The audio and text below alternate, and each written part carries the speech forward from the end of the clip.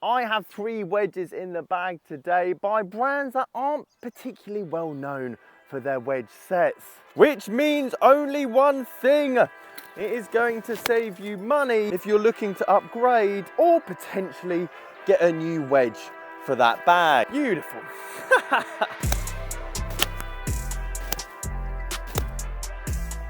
And there's a couple of reasons that I'm making this video. And the first one being Simon 8 years ago, no matter how expensive or how well fitted, would never have got that kind of result with any kind of wedge under the sun. And I remember getting fitted for brand new SM3s back in the day, as my wedge play was beyond shocking.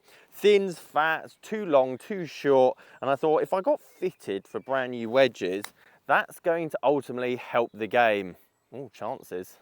But alas, that was not the case. Apart from a short honeymoon period with those said wedges, the same old faults came out, and again I had to then revert to good old fashioned,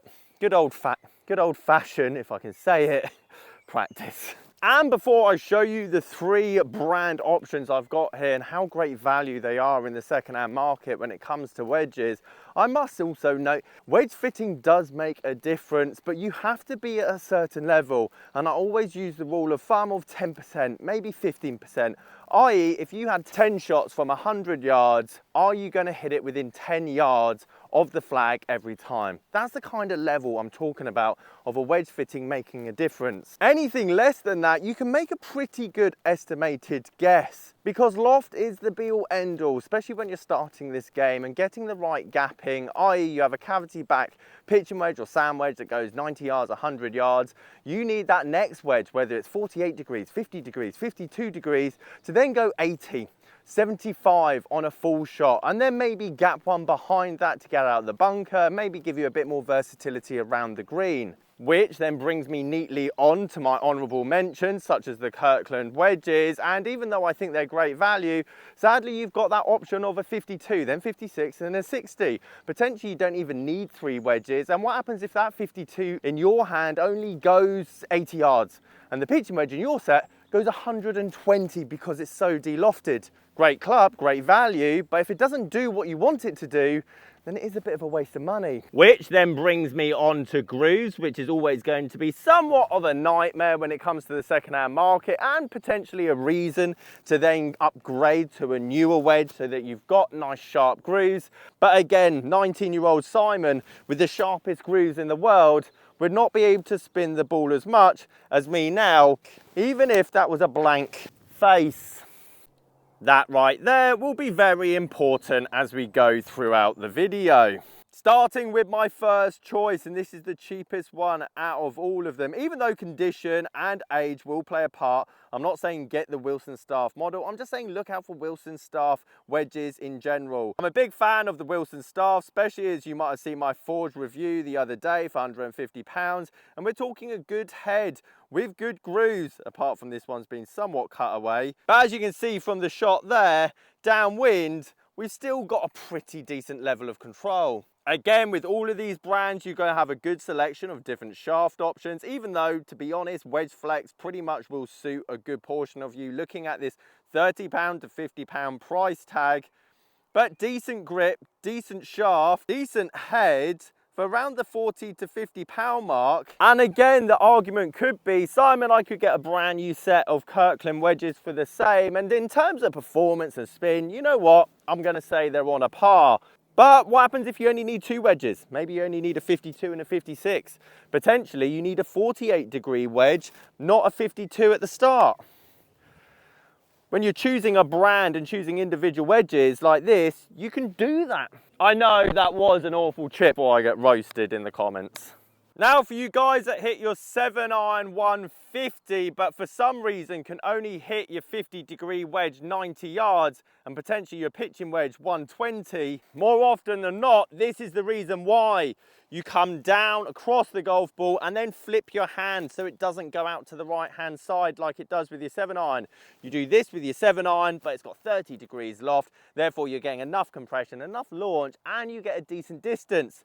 as soon as you go to 50 degrees, 54, 52 degrees, as soon as you make that same release pattern to stop it going right, you're adding too much loft. You're hitting a lob wedge at impact, whereas if I had the 54 in my hands and I came in with my hands forward and that club face very much at the target, I'm hitting a 9-iron within reason.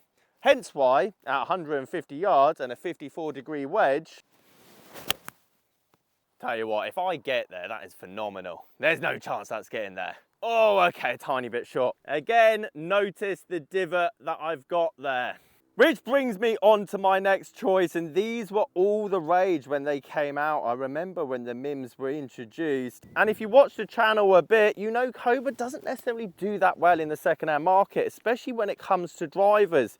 But very similar to the Wilson Staff wedge, you're getting a great head, great looking head as well, might I add, with a decent selection of shafts, and again, not that much more than the Wilson Staff. Maybe you don't go with the MIM, maybe you go with the Pure. You could easily pick up some of these wedges for £40, £50, with them only being a couple of years old. As a rule of thumb, I would say 50 degrees is the starting point, then 54, then 58. If you wanted 3 of them in the bag. Only real way you're gonna know is a gapping session, which to be honest could be expensive. Kind of makes this whole theory of finding the right wedge set on the cheap kind of ironic. But if you have the chance of borrowing your friend's wedges, maybe they have a 48 or 50 or 52, take it down to your local Top Tracer range, hit your pitching wedge, it's accurate enough, hit 10 shots with that, hit 10 shots with each, the 48, 50 and 52, which one gaps just behind that? I.e. your pitching wedge goes 100, which one then ends up going 90? And even though it's not an exact science, trust me, it's close enough. You need to work on your wedge play. You need to get used to having your hands ahead of the ball. And if you produce your hands ahead of the ball and it goes right, well then you need that club face more closed on the way back. Feel like that face is pointing downwards, not towards the sky, meaning that when you do keep your hands ahead of the ball and you make a slight divot, you're going to get the launch, you're going to get the control, you're going to get the spin, and that's going to play a bigger part in terms of getting a better wedge game in the future than a perfectly fitted brand new set of whatever brand actually will. And here's the blunt reality that no one talks about if you want to get good with your wedges, godlike with your wedges in fact. And it's the fact that you need to start practicing with them, well, oh hello, off the grass. My shot there, case in point, as I've been practicing my wedge plays off the mat in the studio. The issue with using a mat to practice your wedge play is that it's got an infinite amount of bounce. It gives you 0 feedback, and if you're too steep into the ball, it just glides off it. The ball still goes forward, still goes up in the air, and you think, oh yeah, my wedge play is pretty good. And I refer back to the divots that I showed you at the start of this video. It took me a long time to get that kind of divot pattern. And divots tell us a lot. Number one, if the divot's pointing at the target, you know your swing path's going to be pretty neutral. Number two, it's not huge, it's definitely not steep, meaning that I'm using the bounce of the club to hit down on the ground and not that leading edge where it catches the ground and then goes 3 foot under. And then thirdly, if you've got those first 2 ticked off and you're getting no distance whatsoever, it's because your hands are behind the ball. You're adding too much loft to your wedge shots, meaning you're glancing the ball too much. And if you decrease that loft, actually you'll get the same level of spin, but more of a penetrating flight, meaning if it's into wind, it's still gonna finish somewhat towards the flag and not balloon and come down back at your feet. My last option, the Homer wedge, T-World. And again, these were stupidly expensive when they first came out. And for the prices that you can see down here on the right-hand side, not particularly that much money, especially if you compare it to a brand new Vokey or brand new Callaway or TaylorMade. And again, if you were to ask me, Simon, is the Homer better than the Wilson and the Cobra? Well, if you have the right loft in all of them, to be honest, I can't really see there much difference whatsoever. We got decent shafts, we got decent grips. Now, obviously practicing off grass can be somewhat difficult. to be honest, most cost effective would be go and play your local pitch and putt, your par 3 course.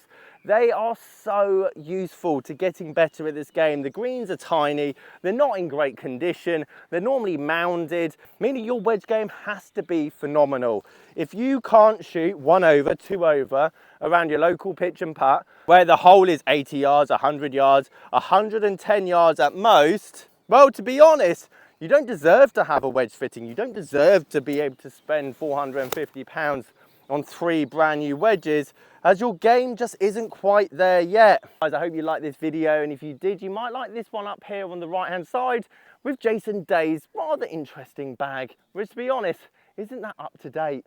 Catch you guys later.